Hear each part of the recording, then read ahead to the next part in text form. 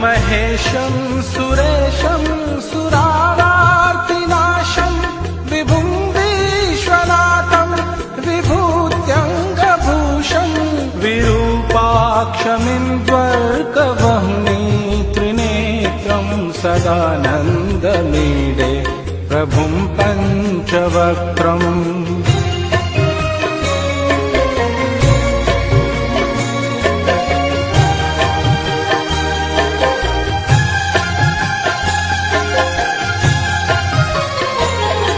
गिरीशं गणेशं गले नीलवर्णं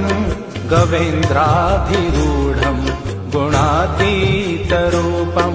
भवं भास्वरं भस्मनाभूषिताङ्गं भवानीकलत्रं